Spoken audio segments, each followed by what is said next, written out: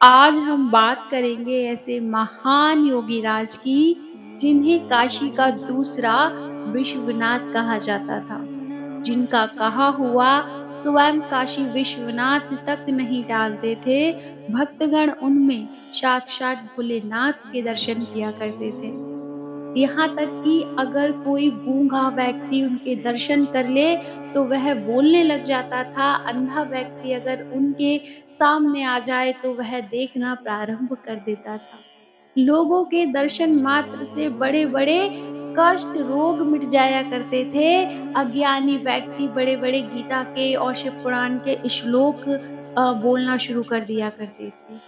ऐसे दिव्य महान संत हुए हमारे बनारस की धरती पर जिन्होंने 150 साल व्यतीत किए। उनका पूर्ण जीवन 300 साल का रहा है और उससे भी अधिक रहा होगा, क्योंकि वह अंतिम दिनों में किसी को दिखाई नहीं दिए, उन्होंने कोई समाधि नहीं ली, वह अंतर्ध्यान हो गए।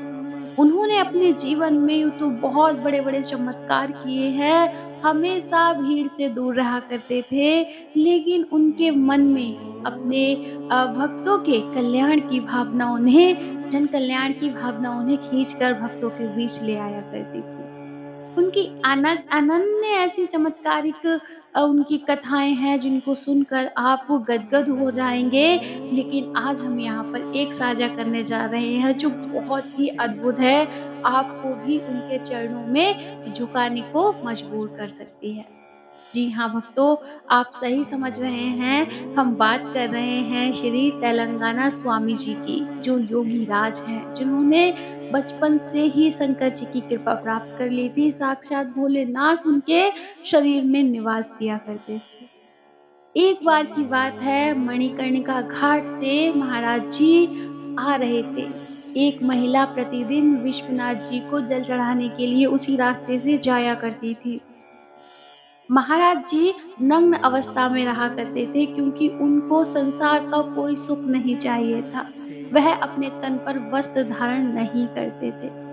वह महिला प्रतिदिन विश्वनाथ को जल अर्पित करती थी। एक दिन रास्ते में वह जा रही थी और सामने से योगी राज आ रहे थे। वह योगीराज को देखकर बुदबुदाने लगती है कि इतने ही बड़े संत हैं, ऐसी ही अवस्था में अगर रहना है, तो संसार में क्यों हो, जंगलों में चले जाओ। मतलब यहाँ पर क्यों हो बनारस घाट पर क्यों घूम रहे हो, किसी जंगल में जाकर डेरा डालो ना। ऐसे कैसे यहाँ पर घूम रहे हो, ऐसे मतलब उनकी अवहेलना करती। लेकिन योगीराज ने किंचित मात्र भी उनके शब्दों पर ध्यान नहीं दिया, वह अपने मार्ग को चले गए।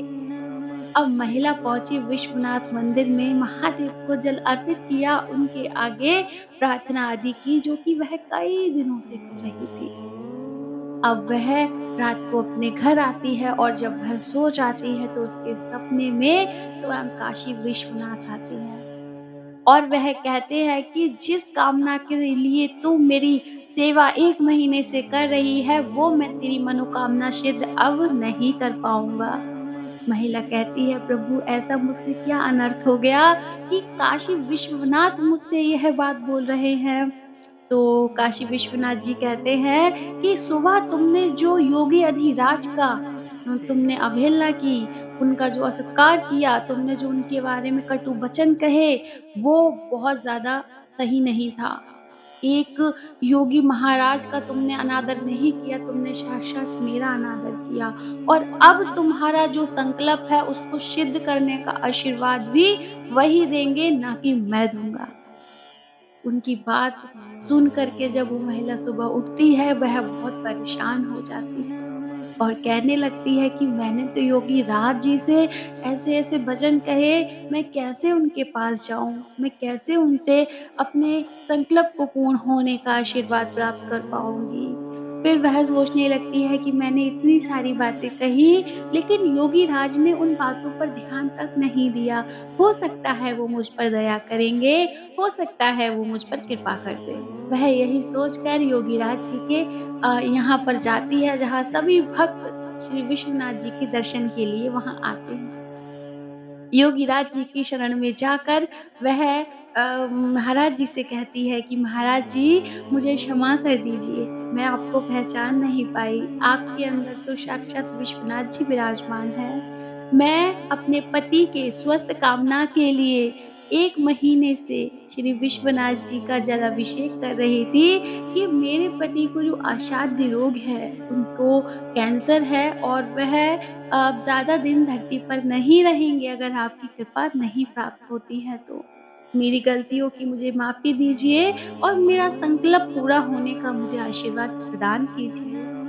महायोगी राज तेलंगाना महाराज स्वामी उन पर कृपा कर देते हैं और अपने तन से किंचित मात्र भस्म उतार कर उस महिला को दे देते हैं और कहते हैं जहाँ तेरे पति को कैंसर है वहाँ इस भस्म से लेप कर देना, तेरा पति स्वस्थ हो जाएगा।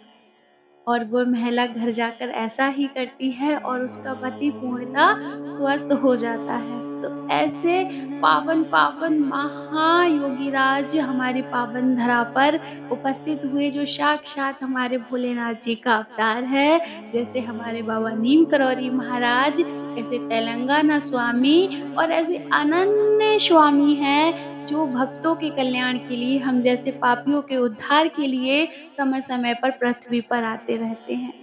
अगर हमें किसी योगी के दर्शन होते हैं, तो हमें उनके पैरों की धूल अपने मस्तक पर अवश्य लगानी चाहिए क्योंकि यह साक्षात श्री हरि के दर्शन हैं, हमारे भगवान के दर्शन हैं। तो प्रेम से बोलिए श्री तेलंगाना स्वामी की जय-जयकार हो, श्री बाबा नीम करौरी महाराज की जय-जयकार हो। कैसा लगा यह विशेषण भक्तों? अच्छा लगा तो प्लीज़ लाइक एंड चैनल को सब्सक्राइब ज़रूर करें और मिलेंगे अगले विशेषज्ञ में, तब तक के लिए जय जय सिया राम।